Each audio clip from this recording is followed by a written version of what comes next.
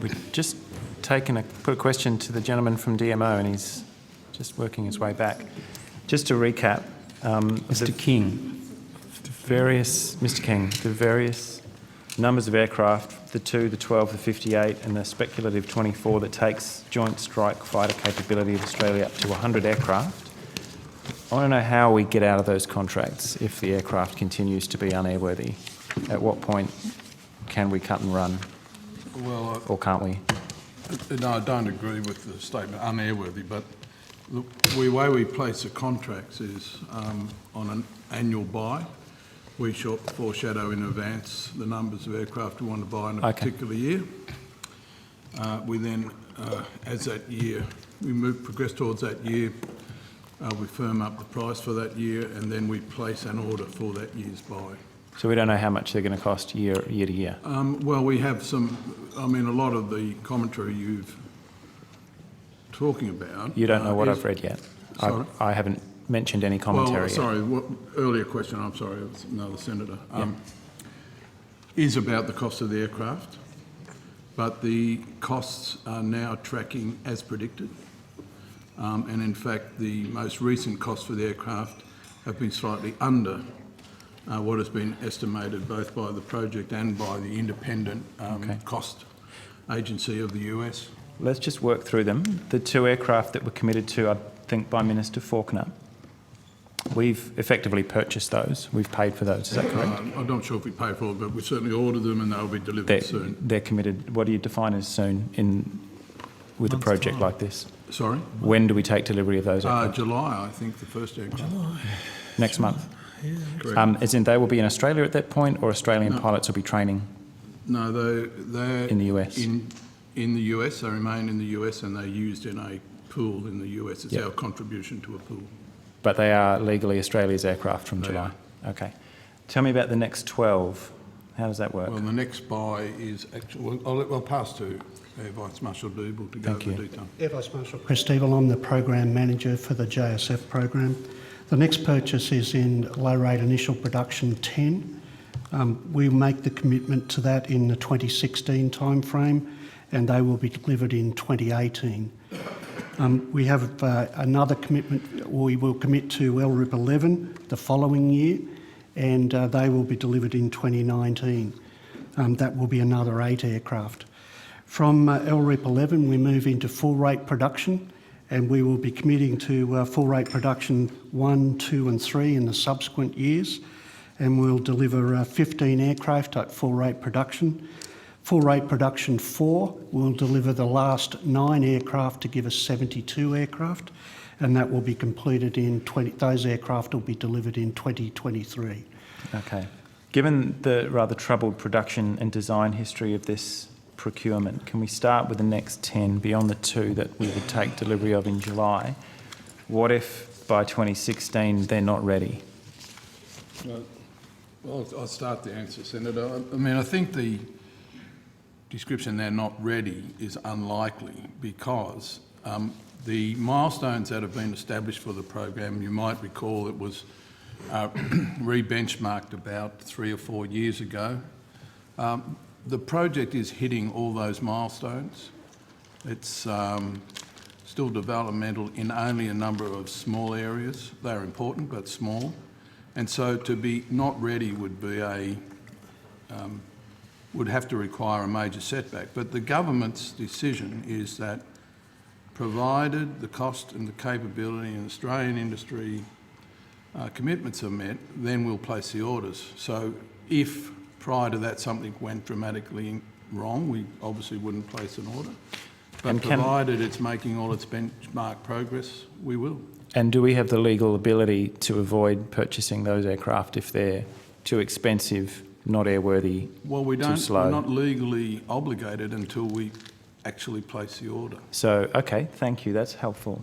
So despite the Senator Johnson and the Prime Minister's announcement of April, we're still actually only legally committed to the 2 aircraft that we were in 2009, is that correct? Well, in terms of signing a contract, obviously then the government has made a commitment to progress the project, to buy the aircraft, and only in the event that something was seriously amiss, we will progress the project. These aircraft were originally scheduled for delivery in 2010, so I guess I'm bringing to you the proposition that something is seriously amiss, or but they would have been here 4 years ago. Senator, you can always say that. Look, I know it frustrates a lot of people, but for most defence projects, they are highly developmental. You just can't buy them off the shelf as if without risk. America and other partner nations have put a lot of money in developing the fifth generation leading aircraft of the world. It did run into a lot of difficulties. They were very public. They are audited in America. But since the rebaselining of the program, cost targets, capability targets, delivery targets have all been met. All right, let's come to those. Can I just confirm as well the 3 different aircraft types, that all of those that are on purchase by Australia at the moment are the A type that are being designed for the US Air Force? That's correct. We're not building any of we're not procuring any of these jump jets that the US Marines were after. That's correct. Is it correct though that they're all based on the same airframe, and then there's 3 different Fundamentally configurations? the same design with 3 variations. Correct. Okay.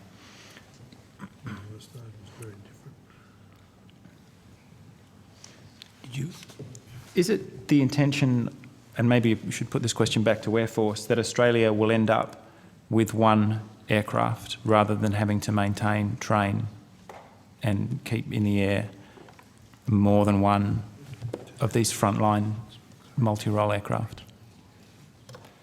Senator, we'll have a mix for quite a while, and there'll be decisions taken in the 2020s as to what the final mix looks like. Has it not long been the ambition of Air Force to stand everything else down and just end up with 1? That was the original ambition of Air Force, was to have 1. When was that ambition superseded? Probably originally in 2003. What happened at that time? Well, at that stage, we had 2 ageing airframes, the F-111 and the F-18. It was decided to retire the F-111 in 2010, and we bought the Super Hornets, 24 Super Hornets, to replace the F-111. So indefinitely we would still be operating the Super Hornets, the F-35s and the Growlers for the foreseeable future if all goes well? No, I think there's decision points further down the track in the 2020s as to what the ultimate mix will be. Okay. Let's come to the announcement. I might have to put this to you, Senator Johnson, because I genuinely don't understand it. You've said that the new jet fighters don't involve any new spending. You assured us that the money is already there. This is going back to your press conference of last April. It's money which successive governments have carefully put aside to ensure our nation's defences are strong. Senator Johnson, can you point to us in the budget papers where this $24 billion has been set aside? Well, Mr Pryor will take you through it. As you wish. Well, Senator, I do apologise. I missed your specific question. What did you say? I'm sorry. Where has the $24 billion been set aside by previous governments? In what fund or pool or JSF. appropriation? Indeed. Senator, if you were to turn to page 60... This won't be a satisfactory answer. It's really nice to have that foreshadowed because they so rarely are. That's right. I thought that. But not satisfactory, not because of my doing, but because of the rules of the PBSs. But No, that's wonderful. Go ahead. on page 62 of the portfolio budget statement is the Capability Development Group's expenses statement, Yeah. which includes the depreciation charge, which is in PBS language is an approximation of the capital flows for an agency. The funds set aside for the JSF and other capital items across the future are contained in the budget components for the Capability Development Group. So there's funds set aside in the Capability Development Group for future acquisitions. For how many years? The PBSs, this is the unsatisfactory part, perhaps you might say, is currently a 4-year statement. Yep. Clearly, we have budget plans that go well beyond 4 years. In fact, go to 10 years. So these statements do not contain budget calculations beyond the 4 years that are required to be put in this document. So when the Prime Minister said that, referring to the full figure of $24 billion, the the purchase and the operation and maintenance of the aircraft. When he said that this money has been carefully put aside, he wasn't referring to the $24 billion at all.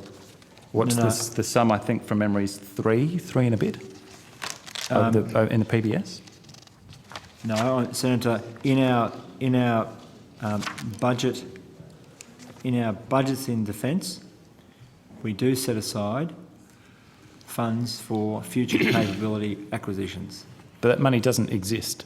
It could be changed by a future policy decision of government. There's no Senator, actual pool of money sitting there. Senator, as with all budgeting for all Commonwealth agencies, appropriations are only for the year in which the budget occurs. I'm aware of that. Yep. So if you are saying, has the Parliament appropriated money for future years, I.e. set aside. has the Parliament appropriated those funds? Clearly they have not. There is no legal appropriation for those funds future. Has there been a budget estimate been made for those future expenditures? Yes, there has been. Yeah. But anything in the out years is completely imaginary. Could be changed by policy decision of a future government. There's no big pool of capital sitting there to take us all the way through that acquisition. I know I'm labouring the point, but I actually found that press conference entirely deceptive. It's not like we have a fund set aside to buy these planes, which is exactly the intention the Prime Minister was proposing to convey, I suspect. I'm not trying to labour the point unnecessarily, but a budget, as you know, is a future expectation of expenditure. Yeah, which is different to carefully putting something aside. My understanding of carefully putting it aside is that it exists, not that there's a decision for future governments to continue with. Sorry, Senator Johnson. Well, we don't carefully put aside because the money would just sit there doing nothing. We actually budget so that when the money is appropriated, it is committed pursuant to what the budget says. Yeah, we're just going to have to agree to disagree. I think we are.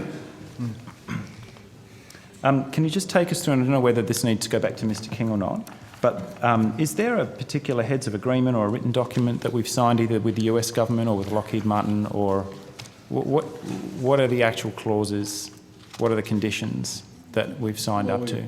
There's two, I suppose, in effect, and I'll get the terminology correct. One is we participate in the program. That was a decision made quite some time ago. That's with the US government and other partner nations. The second one we've signed is with Lockheed Martin relating to Australian industry opportunities.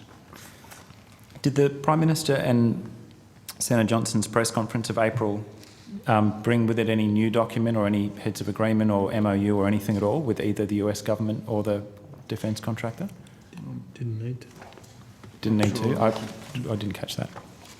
I'm not sure what you mean by the question, Senator. Is there anywhere written down the conditions upon which we've signed up for the most expensive defence acquisition in the history of the Commonwealth? I think, Senator, let me just go back to the point that was, General Hurley, being made before. The government has made a decision that it will build the Air Force based on 72 JSF. All right. We have not entered into contract with that.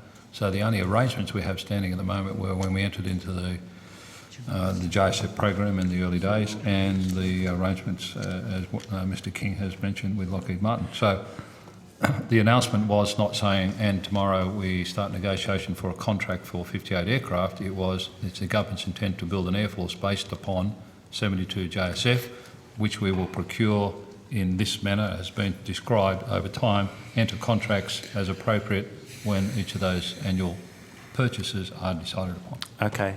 But, Senator, could I just add to that? Please. Not unusual for nearly all of our defence projects. Essentially, we go back to second pass with the government with a business case about the costs, the risks, the capabilities to be acquired. The government then approves that, and then the DMO enters into contract negotiations with the supplier. Otherwise, you'd have a supplier before you have an approval. So there's nothing sort of unusual about that approach. I'm just trying to get my head around not its unusualness, but what is actually going on. That second pass, and what stage of that process you're at now? Second pass has obviously been through Cabinet. That's right, for these additional purchases. We've already had second pass for the original 14. Yeah. But see, just using as an example, we had approval for the first 14. We haven't gone to contract for all of those aircraft yet because our buy profile is not to be procured until year after next. So we have those approvals in advance of entering into the contract. But in terms of, and I guess you appreciate why I'm labouring this point, in terms of sunk cost and what is actually committed and spent on this project, it's actually only those 2 aircraft. Oh, plus some other expenditure. On some on-costs. Planning and Yep. yes, so on. Okay. And being a member of the development phase. Yep, understood. Where can I find some written criteria on which the government would decide either to delay or abandon the purchase of the aircraft, either in terms of delays in provision of the aircraft, cost or capability? I can't find the criteria on which we've worked You're in government. on. No, That's a whole separate problem. No, I'm talking about we've been looking. Well, you can't, Senator. Ah. And there's a very simple reason, in my opinion, but I can't speak for the government here, but if I was being asked for advice from the government, when you try and procure these very complex systems, you have a range of issues that the government of the day will have to consider whether to proceed or not, and to being totally prescriptive about just one element of that decision would give inadequate consideration to the totality of the matters a government of the day would have to consider, which starts with providing Australia with adequate defence. I suppose I would contest, and many others greatly more qualified than me would contest, that this aircraft can actually do that. That it's been compromised in its design history, which is fascinating, has compromised it. At the outset, that we're attempting to build a fighter that is at once stealthy, can fly at supersonic speeds, is a fighter, is a bomber, can take off and land vertically, and that there is in fact no such airframe that can do all of those things, and that we've bought a jet that's... Well, no one is. We're not buying an aeroplane that has all those characteristics. I'm sorry? We're not buying an aeroplane that has all those characteristics. We certainly don't want it to jump or whatever. We're buying the A version, which is the conventional takeoff and landing version aircraft. Which has nonetheless been compromised in the design phase by having to satisfy that criteria that the US Marines set down. Well, that's not necessarily so, I don't think. Is that completely incorrect? Well, Senator, if I could... Go ahead. Sorry, Warren King. I mean, the US, amongst all of our Western friends and suppliers, are the most open about their procurement. Often here we answer to questions from senators about what their operational test and evaluation people have found. All those matters are published, the issues that are facing the JSF, but none of them are at the level that you're discussing. They are at completing the development into the final capability of that aircraft. They're all available, quite available publicly. Here's something that was available publicly, was that the aircraft couldn't fly within 40 kilometres of electrical storm, and we're proposing to base a substantial number of them in Darwin. Well, Has that been solved? I think you're just pulling on comments that were made at certain stages of the development of the aircraft. It's at a certain stage of development, hasn't all the kit or systems fitted in it. So whilst you're doing that, you put some protections around what you do with an aeroplane. Would we ever buy an aeroplane that couldn't fly within 40 kilometres of an electrical storm? Believe me, we would not. So the 2 that we're about to take delivery of in July, has that equipment been reinstalled? Because I believe the equipment that was meant to protect it from lightning was removed because the airframe was too heavy. So the 2 that we've purchased and that we'll take delivery of in July, has that been refitted? I think you're confusing a couple of issues.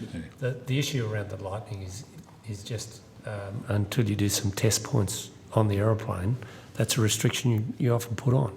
I actually think at this stage that restriction's been removed. I'd just like to check. It's in the process of, I think, in fact, I'm attending a conference to be updated next week, but the work on that, as Chief Air Force said, was more a conservative measure. And in fact, our own DSTO did some work on the program to assist in doing that evaluation, and I believe that issue has basically been retired. Can you just, this all sounds a little vague. We believe this, we're not sure, we might have that. The 2 aircraft that we're taking delivery of in July in the US, not to be flown to Australia, I guess, have had the lightning fasteners installed. No, I think you're confusing 2 issues, and I believe you may be confusing 2 issues. One was a matter of test data and about where you can fly the aircraft. The other was the removal of a device to lighten the load. I think it was in fuel control or something. So I don't think we didn't remove anything that was lightning protection or something like that. It was a matter of assuring ourselves that the aircraft could fly in that environment safely. Okay. I'll get some more information on it. Yeah, if you can. I believe it was the gas generator to generate the inert gas in the fuel cells. Yeah. The risk Explosion that was removed due to weight. Yes. If you feel like the hour's getting a bit late. If you feel like clarifying that on notice for us, but with specific regard to the two aircraft that we've just spent huge amounts of money on, that would be very, very good. There's a fair bit of material. Dr. Jensen's canvassed some of it in the public debate. There's a fair bit of material to the effect that for a Generation 5 aircraft, this slow, it's heavy, and if you get within a certain distance of it, you can kill it. And that effectively its advantage on the battlefield will be that it'll be killing things from over the horizon, that its electronic warfare is superior to anything else on the planet.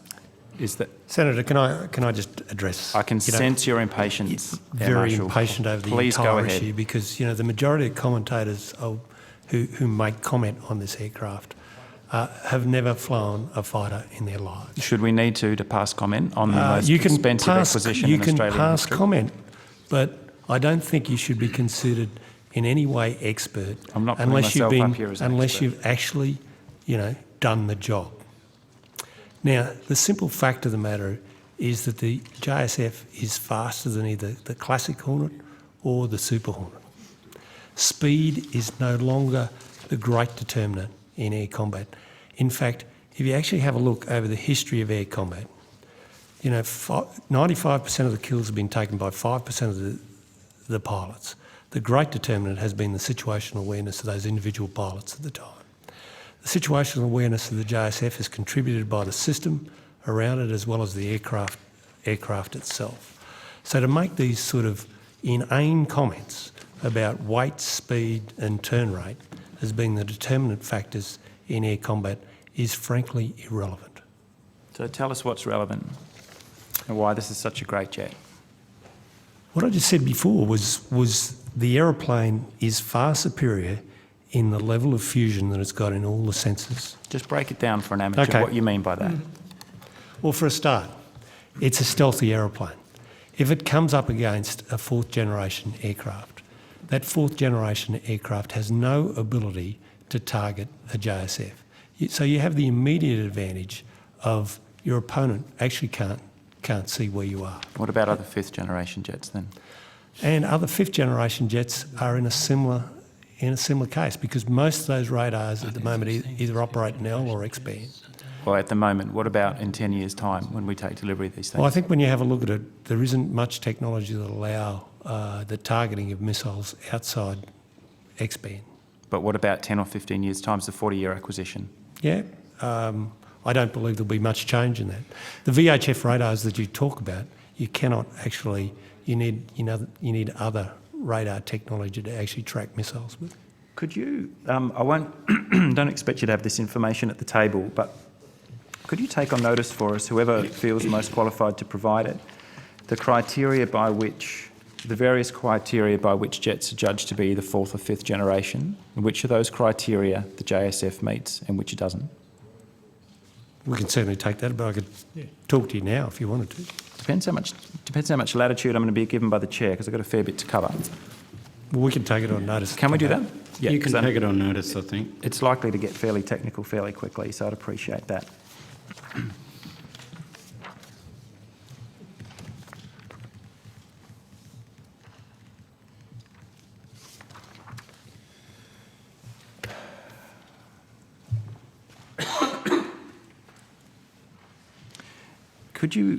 We'll go back to the issues where a number of you had said the jet's back on track. We're not too worried about delays or cost overruns anymore. They've got most of it sorted.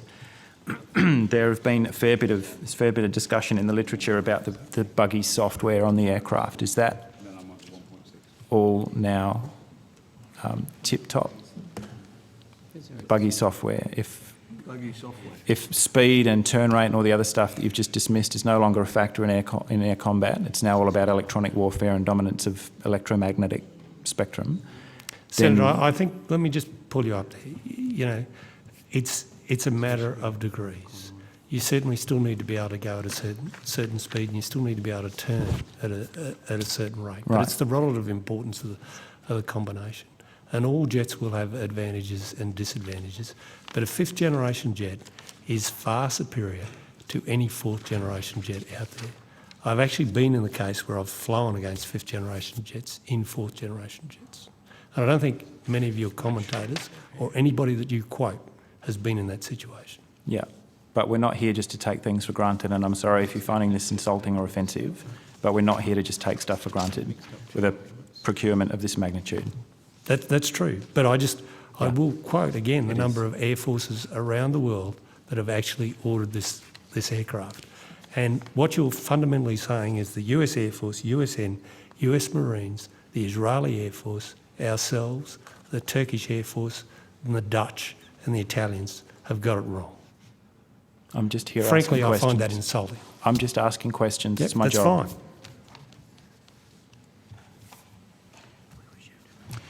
So just tell us about the software then. I'm not sure where that all came from. Has it been debugged and is the aircraft ready to fly? Well, the aircraft is flying, Senator. There's 100 of them in the air. There's a lot of aircraft flying, but it's an incremental build of capability. Yeah. The level of software that we want for initial operational capability is called Block 3I for initial. It's currently being mostly written. Software, you know, it's a very large software program, so you don't have this sort of point in time where absolutely, and this is the same for any software in any big system, where absolutely everything is resolved, but you do have the point where it's a stable, secure, ready for use. At the moment, it's planned, is planned for 2015, 2016 to support the US program. We don't need it until 2020. So even if that assessment is wrong by 6 months or whatever, it will be ready in sufficient time for our use in Australia. So what are we taking delivery of in July? An aircraft with a lesser baseline, but remember the software can be added. A lesser baseline of what? What Software. won't it do? What can't it do that the aircraft will be able to do in 2020? I'll pass to Thanks. Marshal Deeble. Senator, the aircraft will be delivered in the July timeframe with the 3I software. 3I. 3I. There is some delays to elements of that at this point in time, and we're working through that. But I envisage there's only about 3 to 6 months worth of delay. That won't delay any of the training or otherwise that we will undertake. Currently, to declare IOC in the 2020 timeframe, we can accept 3I or 3F. 3F is running slightly delayed at this point in time at around 6 months. And again, we have plenty of scope. It was due to be delivered at the end of 2017, and we won't bring the aircraft back to Australia until the end of 2018. So we have some scope in the schedule to cater for any delays in that software. But just to be clear, Senator, through the life of this aircraft, there is already planned a Block 4, and it'll go on for the life of the aircraft. Yeah. That is just the nature of modern systems. It exists in all of our platform systems, in our ships and our aircraft. Software-based, they are always being upgraded, tuned, improved capability. No, I understand that. But at what point does the US government, or does Lockheed Martin for that matter, consider the aircraft's actually ready for combat?